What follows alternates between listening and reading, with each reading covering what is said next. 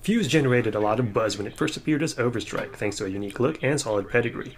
Not only did it come from the same developers responsible for Ratchet & Clank and Resistance Fall of Man, the 4-player shooter also supported an art style that was different from the norm while placing a focus on stealth.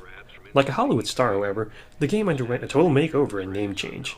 Now featuring a more mainstream look and less stealthy gameplay, the change has understandably caused concern among fans of the original concept. So how does the final product pan out? Let's take a closer look.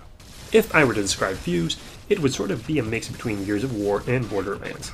Like recent Gears titles, the game is a third-person shooter with cover mechanics that can be played cooperatively with 4 people.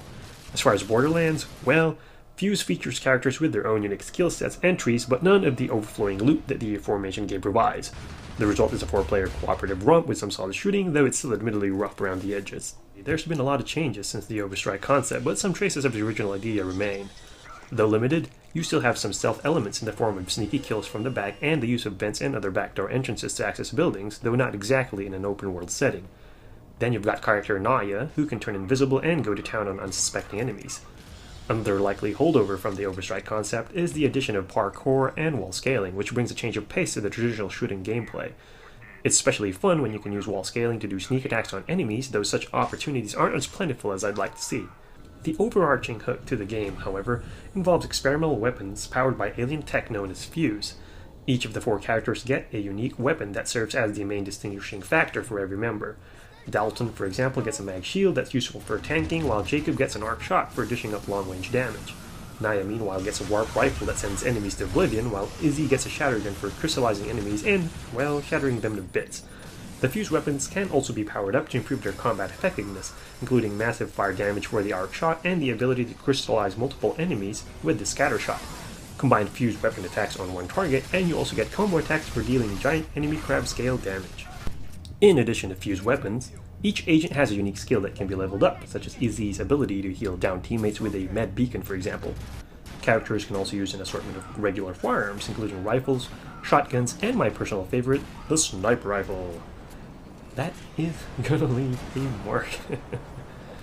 As a fan of Japanese games, I also like Fuse's addition of bosses, which provide added challenge from the regular wave of grunts, with the Ivan Savlenko fight being my personal favorite. The ability to play split-screen couch co-op with a buddy is also a nice plus. Now, while the concept sounds solid, the game has its share of issues. I ran across this one glitch, for example, where my camera went bonkers and I couldn't target enemies properly, so I ended up reloading the level. Meanwhile, the computer AI can be an issue when playing solo as well. While they're great at picking you up if you happen to be downed, they also have a tendency to fall in battle themselves, which makes me feel like I'm babysitting them at times.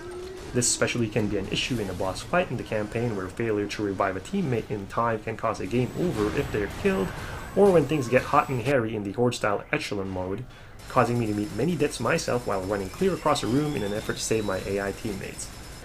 Meanwhile, many bosses and mid-bosses, while fun battle, also get reused a lot, which makes the game feel repetitive. I also wish there was more differentiation in the skill trees for each character outside of their unique weapons, like what you see in Borderlands. Overall, the game is a solid first effort for a new IP, especially when played with other folks, but still feels like, well, a first effort, as opposed to a genre-defining game. I really would have loved to see how the original Overstrike concept would have turned out, but I guess that's something we'll never know. As it is now, Fuse isn't a top-tier title just yet, but it has potential, provided it gets a chance at a sequel, of course.